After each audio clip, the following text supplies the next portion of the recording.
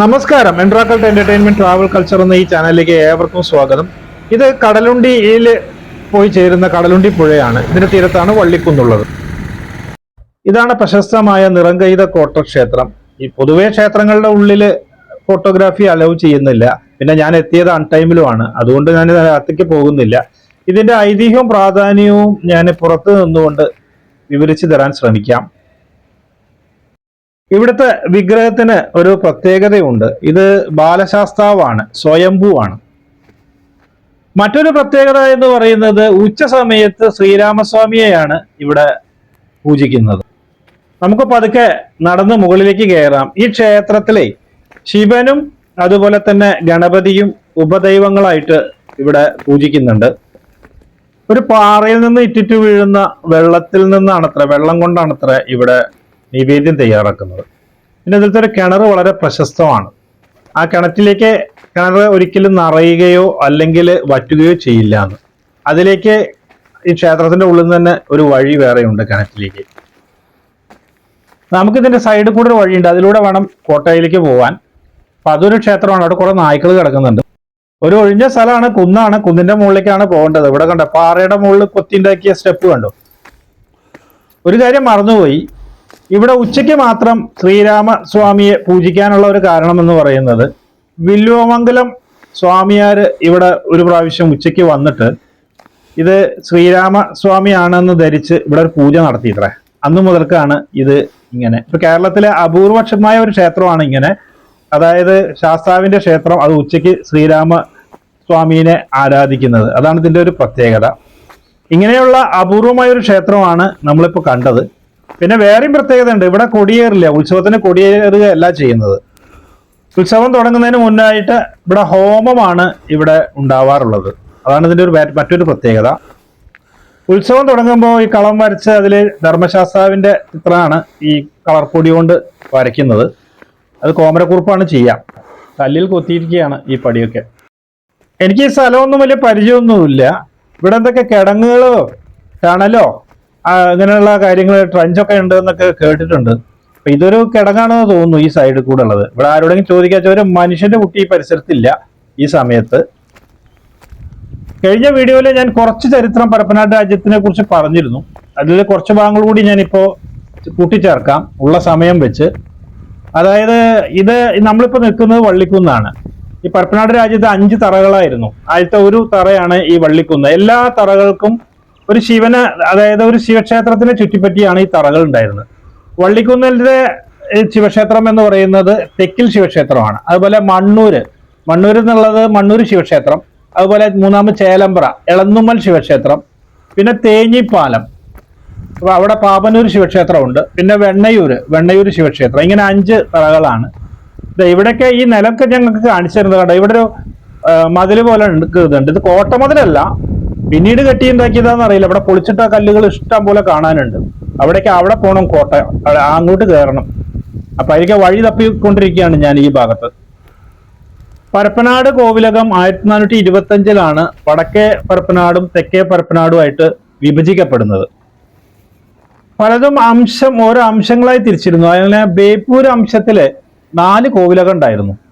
അതാണ് മണയാട്ട് കോവിലകം, അതുപോലെ നെടിയാൽ കോവിലകം, പുതിയ കോവിലകം, പനങ്ങാട്ട് കോവിലകം. പിന്നെ ഈ പനങ്ങാട്ട് കോവിലകം ഇത് വീണ്ടും സ്പ്ലിറ്റായി. ബേപ്പൂര്, ചെറുവണ്ണൂര്, പന്നിയങ്കര കോവിലകം ഇങ്ങനെയൊക്കെ ആയിട്ട് മാറി. പഴയ കിണർ നവീകരിച്ചതാണ്. പറമ്പിൽ ചന്തുവിന്റെ സ്മരണാർത്ഥം മക്കൾ എന്നൊരു ബോർഡൊക്കെ അവിടെ വെച്ചിട്ടുണ്ട്. ഇത് കോട്ടയ്ക്കുള്ളിലെ കിണറായിരിക്കാനാണ് സാധ്യത.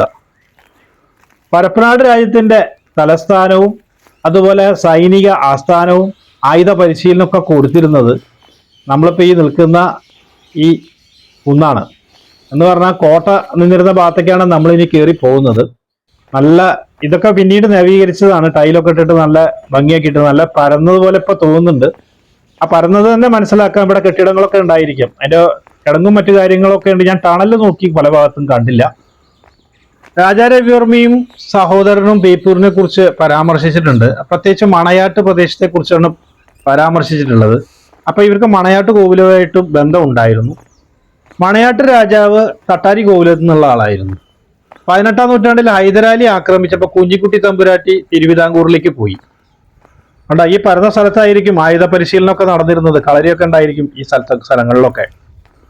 ക്ഷേത്രം പുറത്തു നിന്ന് കണ്ടുകൊണ്ട് നമുക്ക് ചരിത്രത്തിലേക്ക് പോകാം. 1705 പരപ്പനാട് രാജാവായ ഇട്ടമ്മ രാജാവിന്റെ ഒരു മകനും അതുപോലെ 2 പെൺമക്കളെയും ഈ വേണാട് രാജകുടുംബത്തിലേക്ക് ദത്തെടുക്കുകയുണ്ടായി. ഇതില് നാഗയ്യയുടെ പുസ്തകത്തില് പറയുന്നത് 4 പേരെ ദത്തെടുത്തിരുന്നു എന്നാണ്. അതിലത്തെ ഒരു സഹോദരി മരണപ്പെട്ടു എന്നും കാണാനുണ്ട്. ഈ ക്ഷേത്രവും ഈ ക്ഷേത്രം നിൽക്കുന്ന ഈ പ്രദേശങ്ങളും ആയിരുന്നു അത്ര കോട്ടയുണ്ടായിരുന്നത്. അപ്പൊ ക്ഷേത്രത്തിന്റെ ചെറിയൊരു കാര്യം, അതായത് ഐതിഹ്യവും മറ്റു പ്രത്യേകതകളും പറഞ്ഞിട്ട് നമുക്ക് മറ്റു ചരിത്രത്തിലേക്ക് പോകാം. ഈ ക്ഷേത്രത്തിന്റെ ഒന്നാമത്തെ പ്രത്യേകത എന്ന് പറയുന്നത്, ഇതില് ഈ ക്ഷേത്രത്തിൽ മൂർത്തിയില്ല, ഒരു കണ്ണാടിയെ ആണ് ആരാധിക്കുന്നത്. കണ്ണാടി ബിംബം എന്നാണ് പറഞ്ഞു വരുന്നത്. ആ കാണുന്നൊക്കെ കിടങ്ങാണ് കേട്ടോ. ആ ഭാഗത്ത് കാണുന്നൊക്കെ കിടങ്ങാണ്. പരപ്പനാട് രാജാവായ കേരളവർമ്മ ഈ ശക്തിയുടെ ദേവിയായിട്ടുള്ള രുദ്ര ദേവിയെ ഇവിടെ ഇരുന്ന് ആരാധിച്ചു, പൂജ നടത്തി. അതിന്റെ ഫലമായി ദേവി പ്രത്യക്ഷപ്പെട്ടു. ക്ഷേത്രം നവീകരിച്ചപ്പോഴേ പണ്ടത്തെ ഭാഗങ്ങളൊക്കെ ആയിരിക്കാം ഈ കിടക്കുന്നത്. അങ്ങനെ രുദ്രഘോര മൂർത്തിയുടെ അവിടെ മണ്ണിൽ പൊഴിഞ്ഞു കിടക്കുന്ന ഒരു വിഗ്രഹം ദേവി കാണിച്ചു കൊടുത്തു. രാജാവ് ആ വിഗ്രഹം എടുത്ത് തൻ്റെ കൊട്ടാരത്തിലെ മച്ചിൽ കൊണ്ടുപോയി വെച്ചു. അതാണ് മച്ചിലോട്ട് ഭഗവതി എന്ന് പറയുന്നത്. സ്വർണം കൊണ്ടുള്ള ഒരു കണ്ണാടി ബിംബമുണ്ട്, അതാണ് ഇവിടെ ആരാധിക്കുന്നത്. ഇവിടെ ഉത്സവത്തിനും പ്രത്യേകതയുണ്ട്. ഈ ക്ഷേത്രത്തിന്റെ താഴെയായിട്ട് ഒരു 1.5 കിലോമീറ്റർ പോയി കഴിഞ്ഞിട്ടുണ്ടെങ്കിൽ ഈ ഭഗവതിയുടെ സഹോദരിയാണത്രേ ആ ക്ഷേത്രത്തിലുള്ളത്. കുംഭമാസത്തിലാണ് ഉത്സവം, താലപ്പൊലി. അപ്പൊ ആ സമയത്ത് ഈ തിരുവുടയാടയ്ക്കൊപ്പം തിരുവുടവാളും ഈ ഇതിൽ കെട്ടി അർദ്ധരാത്രിക്ക് ആനയുടെ പുറത്ത് മേളത്തിന്റെ അകമ്പടിയോടുകൂടി അവര് നേരെ അതിനൊപ്പം ഈ സ്വർണത്തിന്റെ കണ്ണാടി ബിംബം ഉണ്ടാവും. നേരെ ഈ ക്ഷേത്രത്തിലേക്ക് പോയി തിരിച്ച് ഇങ്ങോട്ട് തന്നെ കൊണ്ടുവരും. സ്ത്രീകളായിരിക്കും താലപ്പൊലി കൊണ്ടുവരുന്നത്. ഇപ്പൊ ഇവിടെ ഈ വെളിച്ചപ്പാട് അല്ലെങ്കിൽ കോമരം ഈ ക്ഷേത്രത്തിന് ചുറ്റും 3 വട്ടം ഓടും. അതിന്റെ പിന്നാലെ അരിയുടെ താലവുമായിട്ട് സ്ത്രീകളും ഈ ക്ഷേത്രത്തിന് വെലം വയ്ക്കും. അങ്ങനെ വെലം വെച്ചിട്ട് ഈ അവസാനം ഈ അരി അവിടെ ഇടും. അപ്പൊ ദേവിയുടെ ചിത്രമാണ് കളത്തിൽ വരച്ച് വെച്ചിട്ട് ഉത്സവം കഴിയുമ്പോൾ അത് മായ്ച്ച് കളയും. 7 ദിവസം ഉത്സവത്തിന് ശേഷം ക്ഷേത്രം അടച്ചിടും. അതാണ് ക്ഷേത്രത്തിന്റെ വിശേഷം. ഇനി നമ്മുടെ ചരിത്രത്തിലേക്ക് തന്നെ വരാം. ഈ ആലിന് എത്ര വർഷം പഴക്കമുണ്ടെന്നൊന്നും അറിയില്ല, എന്തായാലും സംരക്ഷിച്ചു വെച്ചിട്ടുണ്ട്. ഇട്ടമ്മ രാജയുടെ സഹോദരിയും അവരുടെ 2 മക്കളുമായ രാമവർമ്മയും രാഘവവർമ്മയും കിളിമാനൂരിലുണ്ടായിരുന്നു. ഇവർ രണ്ടുപേരും ഈ അഡോപ്റ്റ് ചെയ്തിട്ടുള്ള ഈ 2 സിസ്റ്റേഴ്സിനെയും കല്യാണം കഴിച്ചു. രാഘവവർമ്മയുടെ മകനാണത്രേ പ്രശസ്തനായ മാർത്താണ്ഡവർമ്മ. രാഘവവർമ്മയുടെ മരുമകനായ രവിവർമ്മ കോയിത്തമ്പുരാൻ മാർത്താണ്ഡവർമ്മയുടെ സഹോദരിയെ വിവാഹം ചെയ്തു. അവരുടെ മകനാണ് ധർമ്മരാജ കാർത്തിക തിരുനാള് രാമവർമ്മ. ഈ കിടങ്ങിന്റെ ഈ ഭാഗത്ത് അവിടെ എന്തോ ഒരു ടണൽ പോലെ എന്തോന്നുണ്ട്. പക്ഷെ അവിടെയൊക്കെ കാട് പിടിച്ച് കിടക്കുകയാണ്. പിന്നെ അവിടെ ഇറങ്ങാനുള്ള ധൈര്യമില്ല, കാരണം അതിൻ്റെ ഉള്ളിൽ വല്ല ജീവികളും ഉണ്ടോയെന്ന് അറിയില്ല. പക്ഷെ വഴിയൊന്നുമില്ല, വഴിയൊക്കെ നമ്മൾ വെട്ടി മാറ്റി പോവാം. അപ്പൊ അത് കൂടെ ഇറങ്ങാൻ പറ്റില്ല. അപ്പൊ ഈ സൈഡിൽ കൂടെ പോയി നോക്കാം. 1740 ഡച്ച് ക്യാപ്റ്റനായ ഹോക്കറ്റിന്റെ സപ്പോർട്ടോട് കൂടിയിട്ട് ദേശികന്ത് രാജാവ് വേണാടിനെ ആക്രമിച്ചപ്പോൾ കിളിമാനൂരിലുള്ള സൈന്യം ഇതിനെ ചെറുത്തു തോൽപ്പിച്ചു. ചെറിയ സൈന്യമായിരുന്നു, പക്ഷെ അത് വലിയൊരു പേരായി ഒരു യൂറോപ്യൻ പവറിനെ കീഴ്പ്പെടുത്തിയത്. വഴിയില്ലാത്ത വഴിയിലൂടെ വന്നതിന്റെ ഫലമാണിത്. കയ്യിലും കാലിലൊക്കെ ചെറിയ ചെറിയ മുള്ളുകളും ഇതൊക്കെ നല്ല പണി തന്നിട്ടുണ്ട്. ഇതൊക്കെ എടുത്തു കളയണം.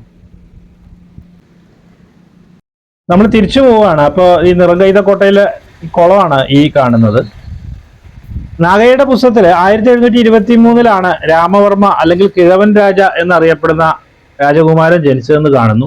അപ്പൊ ഈ രാജകുമാരനും അമ്മയായ മൂത്ത റാണിയെയും തിരുവനന്തപുരത്ത് നിന്നും ആറ്റിങ്ങലിലേക്ക് പോകുന്ന വഴിക്ക് ഈ റബലുകൾ അംബുഷ് ചെയ്യുന്നുണ്ട്. അപ്പൊ അതിൽ കോയിത്തമ്പുരാൻ രാജാവിന്റെ ആ ഒരു നേതൃത്വത്തിലാണ് ഈ ആക്രമണത്തെ ചെറുത്തു തോൽപ്പിക്കുന്നത്. കുമാരനെയും റാണിയെയെങ്കിലും രക്ഷിച്ചെങ്കിലും കോയിത്തമ്പുരാൻ വീരചരമം പ്രാപിക്കുകയാണ് ഈ യുദ്ധത്തിന്. ഇതിന്റെ ചരിത്രം ഞാൻ പിന്നീട് പറയാം.